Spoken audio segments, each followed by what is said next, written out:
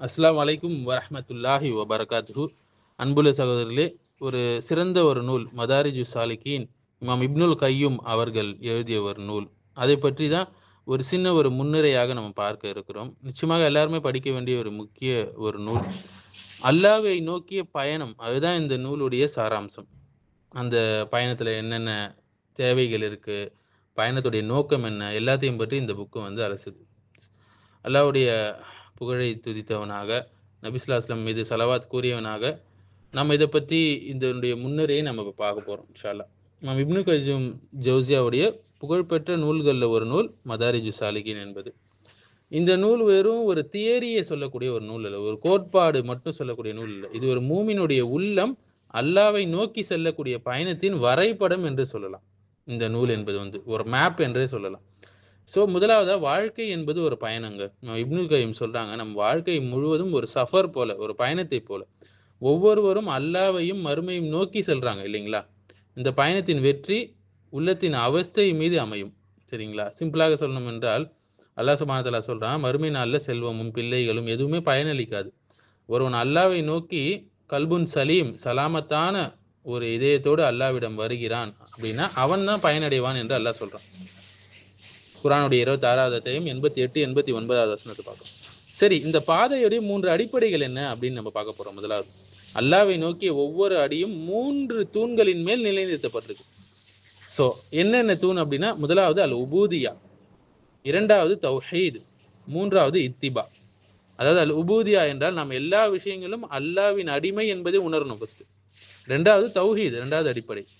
அதாவது அன்பாகட்டும், பயமாகட்டும், நம்பிக்கை ஆகட்டும், அனைத்தும் அல்லாஹ்வுக்கே சமர்ப்பிக்கிறது தான் தௌஹீத்.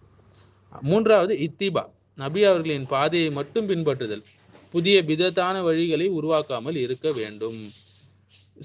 அல்லாஹ்வை நோக்கி ஒவ்வொரு அடியும், நாம் எடுத்து வைக்கக்கூடிய ஒவ்வொரு அடியும் இந்த 3 தூண்களில் தான் நிலைநிறுத்தப்பட்டிருக்கு. இந்த 3ம் இல்லையெனில் பயணம் என்ன ஆயிடும்? சிதைந்து விடும். இந்த ஒரு பயணியின் நிலையங்கள் என்ன?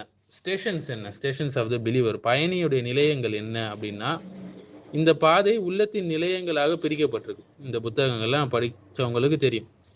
அதை வந்து இமாம் இப்னுல் கையிம் அவங்க படிப்படியாக ஸ்டெப் பை ஸ்டெப் விளக்குறாங்க. அதுல ஒன்று தான் விழிப்புடைய நிலை என்று சொல்லுவாங்க. வாழ்க்கையுடைய குறுகிய தன்மை, பாவங்களுடைய ஆபத்து ஆகியவற்றை எல்லாம் உணர்தல். அடுத்த ஒரு நிலை வந்து தௌபா, அதாவது அல்லாஹ்விடம் பாவ மன்னிப்பு கேட்பது சின்சியராக, அல்லாஹ்வை நோக்கி நேர்மையாக இக்லாஸாக திரும்புதல். அடுத்த ஒரு 3வது விஷயம் சபுர், பொறுமை. அடுத்தது ஷுக்ர். 2மே ஒன்றோடு வந்து காம்ப்ளிமெண்ட் பண்ணக்கூடிய ஒரு விஷயம்.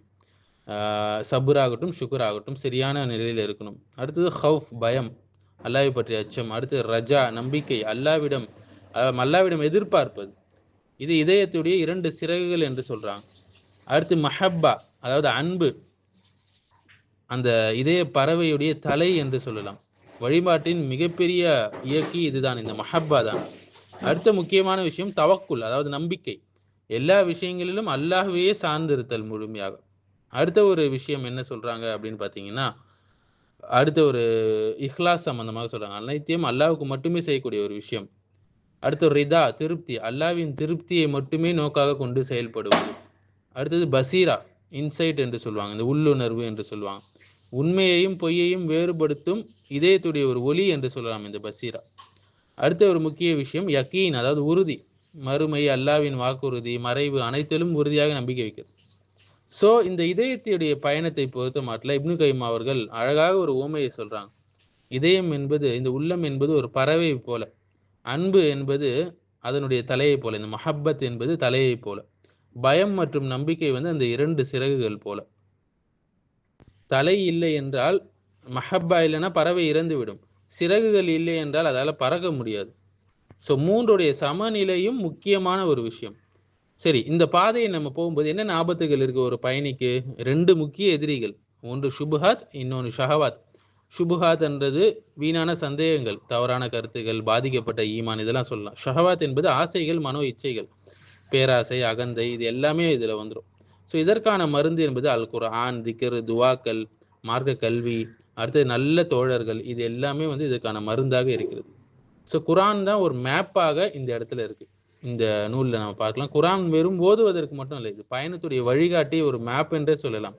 உள்ளத்தின் நோய்களை அடையாளப்படுத்தும், அதற்கான மருந்துகளை பற்றி விரிவாக சொல்லும், நேரான பாதை எது என்று காட்டும்.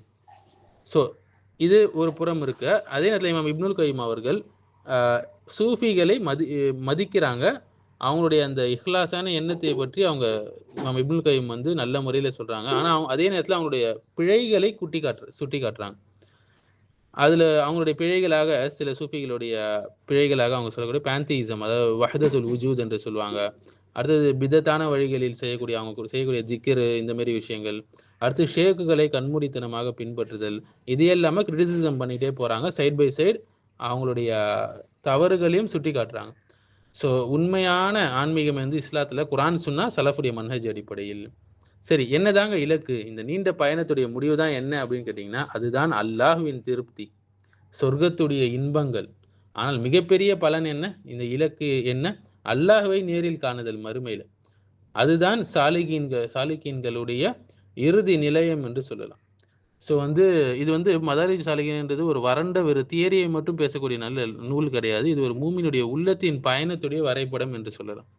ஸோ நம்ம நினைவில் கொள்ள வேண்டிய விஷயங்கள் அப்படின்னு என்ன, தௌஹீத் இல்லை என்றால், சுன்னா இல்லை என்றால், சுத்தமான உள்ளம் இல்லை என்றால் பயணம் தோல்வி அடையும்.